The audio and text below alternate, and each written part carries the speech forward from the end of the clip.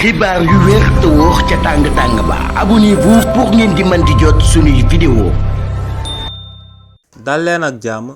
seen chaîne bi di Buzz 221 HD kii di Pape Moussa Sow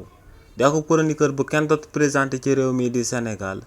ginnaaw ba ex-détenu yi amale woon ak manifestation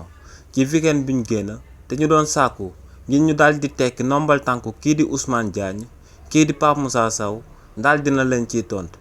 kii di Pape Moussa Sow ne lu leer ba am moom mooy que ne le temps de la justice n'est pas le temps des hommes te ne luy firndeel kàddoom yooyee moom mooy que ne ginnaaw ba président Macky Sall nekkee woon ci bopp réew mi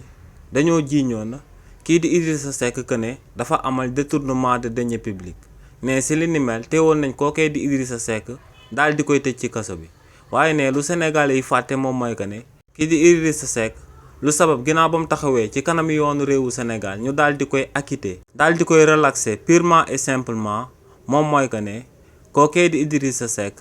dañ doon gaawantu dossier bi ba amal ci akub vice de procédure ne vice de procédure nag buñ ko nemmeekoo ci akub dossier ne yoon dootu ci mënati dara ne nag kii di Ousmane Diagne di ministre de la justice li ni mel lay bañ